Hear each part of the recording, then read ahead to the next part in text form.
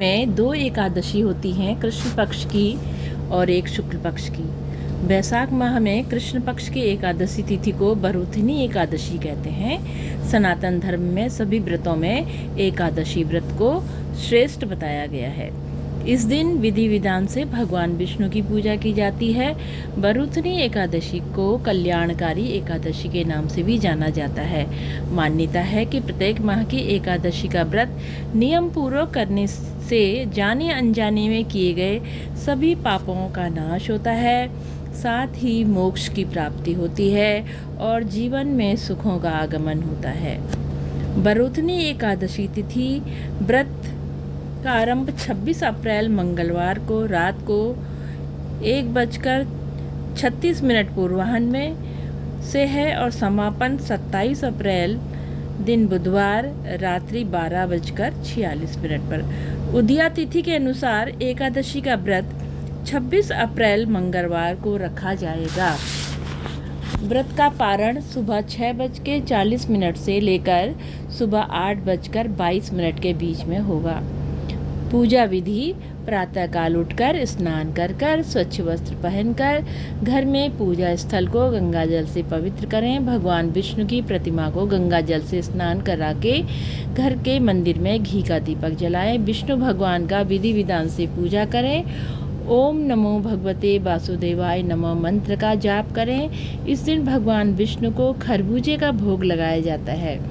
इस दिन भगवान विष्णु को तुलसी मिश्रित जल अर्पित करने से घर में लक्ष्मी का आगमन होता है।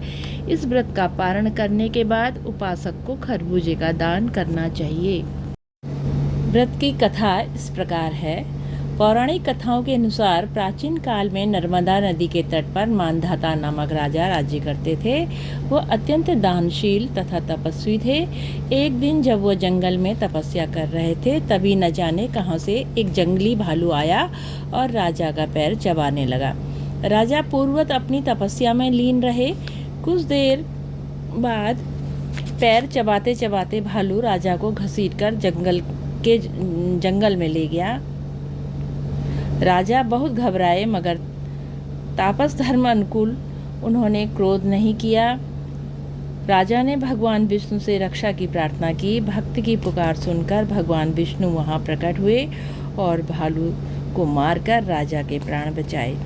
भालू ने राजा का पैर खा लिया था। इसके कारण राजा बहुत दुखी हुए। तब भगवान विष्णु ने कहा, तुम दुखी मत हो, इसका एक उपाय है। तुम मथुरा में बरूथनी एकादशी का व्रत करो, वहाँ पर मेरी वराह अवतार मूर्ति की आराधना करो। उस व्रत के प्रभाव से तुम ठीक हो जाओगे। तुम्हारे पिछले जन्म के पाप कर्म का ही कारण है जो भालू ने तुम्हारा पैर खा लिया। ये सुनकर राजा ने बरूथनी एकादशी का व्रत मथुरा में किया। वहाँ पर राजा ने वराह अवतार मूर्ति की विधि विधान से पूजा की। व्रत के प्रभाव से राजा को फिर से सुंदर शरीर की प्राप्ति हुई। मृत्यु के पश्चात स्वर्ग की प्राप्ति हुई और मोक्ष मिला। यदि व्रत न भी कर सकें तो भी एकादशी व्रत कथा महात्म्य सुनने से सहस्त्र गोदान का फल मिलता है। ये कथा भविष्योत्तर पुराण में वर्णित है। इस दिन खरबूजे का सागार लेना चाहिए। इसके अलावा आलू, फल, दूध से बनी हुई वस्तुएं भी ले सकते हैं। बोलो विष्णु भगवान की जय। ओम नमो भगवते वासुदेवाय नमः। ओम नमो भगवते वासुदेवाय नमः।